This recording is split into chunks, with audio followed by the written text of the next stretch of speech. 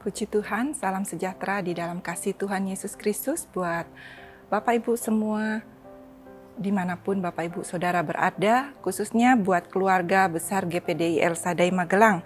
Dan saat ini kita akan merenungkan firman Tuhan lagi di Renungan 79. Dan renungan firman Tuhan saat ini saya akan beri judul Peluang Kedua. Peluang adalah kesempatan yang diberikan untuk kita yang diberikan supaya kita bisa dapat lakukan atau kita abaikan. Nah, untuk mendapatkan peluang atau kesempatan kedua tentunya digunakan dengan baik dan tidak akan disia-siakan. Kenapa Bapak Ibu Saudara? Karena peluang itu adalah kesempatan yang sangat berarti untuk memperbaiki kesalahan yang sebelumnya untuk menjadi lebih baik. Nah, apalagi Bapak Ibu Saudara buat kita sebagai orang yang percaya kepada Tuhan, jika peluang kesempatan kedua yang diberikan oleh Tuhan buat kita. Nah, saat ini kita akan belajar dari firman Tuhan yang akan kita lihat dari firman Tuhan tentang peluang kedua yang Tuhan berikan di dalam kitab Keluaran, karena hari ini bacaan Alkitab kita setahun adalah sudah sampai pada kitab Keluaran pasalnya yang ke-33 sampai pasalnya yang ke-35, dan ayat renungan yang akan saya ambil dari pasal yang ke-34 ayatnya yang pertama sampai ayat yang ketiga yang akan saya bacakan berkata demikian. Berfirmanlah Tuhan kepada Musa, pahatlah 2 loh batu sama dengan yang mula-mula, maka aku akan menulis pada loh itu segala firman yang ada pada loh yang mula-mula, yang telah kau pecahkan. Bersiaplah menjelang pagi dan naiklah pada waktu pagi ke atas gunung Sinai. Berdirilah di sana menghadap aku di puncak gunung itu. Tetapi janganlah ada seorang pun yang naik bersama-sama dengan engkau, dan juga seorang pun tidak boleh kelihatan di seluruh gunung itu. Bahkan kambing, domba, dan lembu sapi pun tidak boleh makan rumput di sekitar gunung itu. Puji Tuhan Bapak Ibu Saudara, firman Tuhan ini menceritakan bagaimana Tuhan memberi peluang kedua kepada Musa dan bangsa Israel ketika Musa kembali dipanggil oleh Tuhan untuk membuat pahatan 2 loh batu yang baru. Kenapa? Karena kedua loh batu yang pertama telah dipecahkan oleh Musa karena kemarahannya pada waktu Musa melihat bangsa Israel menyembah berhala di pasal yang ke-32 ayatnya yang ke-19 di sana dicatat. Kita akan baca bersama-sama. Keluaran 32 ayatnya yang ke-19 berkata demikian.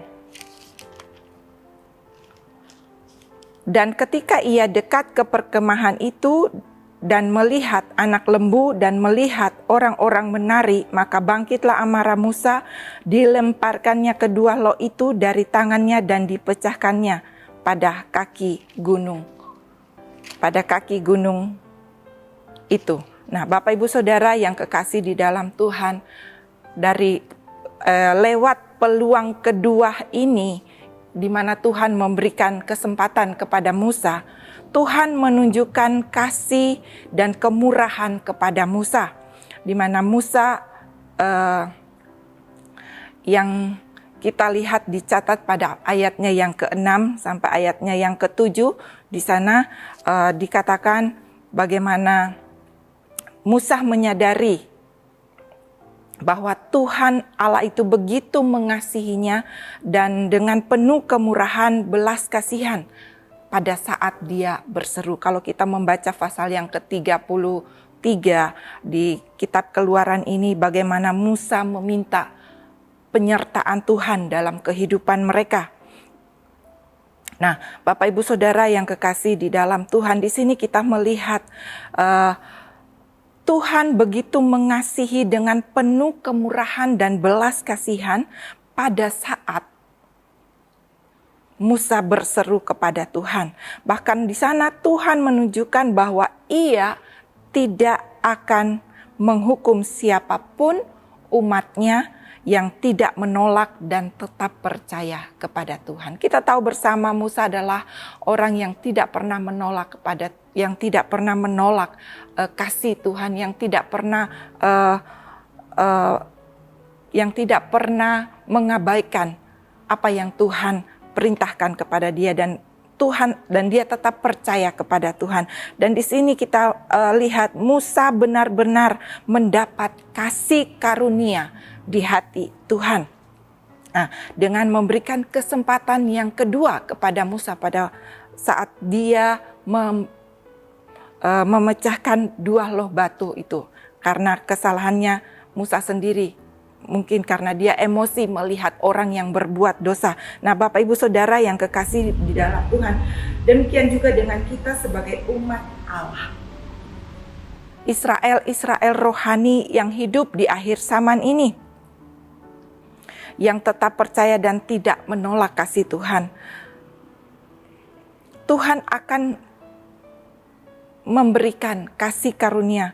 Tuhan akan menyatakan, Tuhan akan menunjukkan kasih karunia-Nya kepada kita, kemurahan, belas kasihan kepada kita yang tidak menolak kasih Tuhan, yang mau tetap percaya kepada Tuhan. Dan kita akan menerima kasih karunia di hadapan Allah. Itu sebabnya Bapak Ibu Saudara, kita yang masih hidup di akhir zaman ini, kita yang masih Tuhan berikan kesempatan kedua sebagai orang-orang yang percaya, yang hidup di akhir zaman. Kita tahu kehidupan kita di hari-hari terakhir ini ada begitu banyak tantangan yang datang dalam hidup kita. Tetapi kita sebagai orang-orang yang percaya, kita tidak dapat menghindari semuanya itu. Tuhan masih memberikan peluang kepada kita agar supaya kita tidak menyia-nyiakan kasih karunia Allah itu yang sudah kita terima sebagai orang yang percaya kepada Tuhan. Kenapa, Bapak Ibu Saudara? Karena peluang kedua itu adalah merupakan bukti dari kasih dan kemurahan Tuhan semata-mata. Kalau sampai saat ini kita boleh ada sebagaimana kita ada, saya percaya ini satu kemurahan Tuhan, satu kesempatan yang Tuhan masih berikan kepada kita sebagai orang-orang yang percaya untuk hidup di dalam kasih Tuhan. Sebagaimana Musa tidak menyia-nyiakan kesempatan kedua itu, peluang yang kedua itu buat kita yang ada sebagai jemaat GPDI El Shaddai. Mari kita mau meneladani apa yang Musa telah lakukan untuk dapat menggunakan kesempatan kedua itu, untuk dapat melakukan peluang kedua yang Tuhan berikan kepada kita. Untuk apa? Di dalam kita mengiring Tuhan di hari-hari terakhir ini, untuk apa kita belajar dari Musa ini? Untuk apa kita mau menggunakan kesempatan kedua yang Tuhan berikan kepada kita sebagai orang-orang yang percaya yang hidup di akhir zaman ini? Bapak Ibu Saudara, yang pertama adalah untuk kita dapat memperbaiki setiap kehidupan kita yang tidak berkenan kepada Tuhan. Sebagai manusia yang masih hidup, ada banyak kali kita melakukan kesalahan. Ada banyak kekurangan-kekurangan yang kita miliki sebagai manusia, yang tidak lepas sebagaimana Musa sebagai manusia. Dia juga bisa lalai sehingga dia bisa menjadi marah kepada bangsa Israel ketika melihat, dan kita juga sebagai manusia ketika kita hidup dalam dunia dan kita tidak lepas dari penglihatan yang ada di sekitar kita. Kadangkala dengan apa yang kita lihat, apa yang kita dapat melakukan hal-hal yang tidak berkenan kepada Tuhan, sehingga membuat hati Tuhan sakit, sehingga membuat hati kita terluka juga, membuat hati kita menjadi rusak. Nah, Bapak Ibu Saudara, untuk memperbaiki setiap kehidupan kita yang tidak berkenan kepada Tuhan, mungkin itu kemarahan kita kepada orang lain sehingga hati kita menjadi rusak, dan mungkin karena ketidaktaatan kita, mungkin karena kebencian, mungkin yang lain-lain yang terjadi dalam kehidupan kita. Saya tidak akan menyebutkan, mungkin ada kekecewaan. Bapak Ibu Saudara, ada banyak hal yang membuat hati kita mungkin menjadi rusak di hadapan Allah. Nah, itu sebabnya untuk apa kita mau memperbaiki hati, supaya hati kita itu tidak menjadi rusak. Dan itu sebabnya kitab Amsal Sulaiman berkata di dalam Amsal 4 ayatnya yang ke-23. Di sana dikatakan, jagalah hatimu dengan segala kewaspadaan, karena dari situlah terpancar kehidupan. Betapa pentingnya kita menjaga hati kita. Karena di hati kita ada firman Tuhan. Dan kalau firman Tuhan itu kita jaga di dalam hati kita, maka kehidupan kita akan selalu dikontrol oleh Tuhan, akan selalu diperbaharui oleh Tuhan. Itu sebabnya Bapak Ibu Saudara, di hari-hari ini biarlah di dalam peluang yang kedua yang masih Tuhan berikan kepada kita yang hidup di zaman kemurahan Tuhan ini, mari kita mau terus memperbaiki kehidupan kita. Kita mau terus menjaga kehidupan kita. Kita mau menjaga hati kita. Kenapa kita harus menjaga hati kita?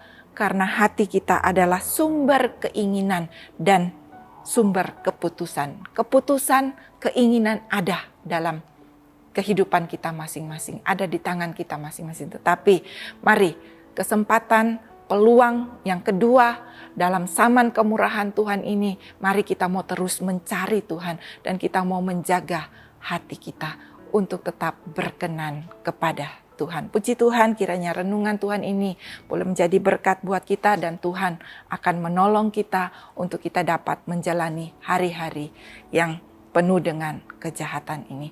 Puji Tuhan, mari kita berdoa. Bapa yang ada di dalam sorga, pada saat ini kami bersyukur Tuhan buat kasih dan kemurahan Tuhan yang Tuhan senantiasa nyatakan dalam kehidupan kami, bahkan lewat kesempatan pada saat ini. Tuhan memberi kesempatan buat kami dapat belajar dan merenungkan firman-Mu yang Tuhan berikan buat kami pada saat ini, untuk kami dapat mempergunakan waktu, peluang yang kedua yang Tuhan berikan di zaman kemurahan ini Tuhan. Tuhan Yesus, kiranya Engkau menolong setiap kami, jemaat GPDI El Shaddai Magelang, untuk menjauhi yang jahat dan melakukan yang baik, untuk kami saling mengasihi sesama sebagai saudara dan saling mendahului dalam memberi hormat. Kiranya Tuhan, kami jemaat GPD El Shaddai dapat hidup dalam perdamaian dengan semua orang. Terima kasih banyak Bapa di dalam surga. Roh Kudus, biarlah Engkau yang akan meteraikan dalam setiap kehidupan kami firman-Mu yang sudah kami terima, yang sudah kami dengarkan, yang sudah kami terima pada hari ini Tuhan. Biarlah Tuhan terus menjaga hati kami. Kami dapat menjaga hati kami untuk senantiasa berkenan kepada Engkau, agar supaya firman-Mu itu tetap terukir di dalam kehidupan kami, di dalam hati kami. Terima kasih Tuhan, berkati kami semua yang sudah mendengarkan firman-Mu ini, di dalam nama Tuhan Yesus Kristus. Haleluya. Amin.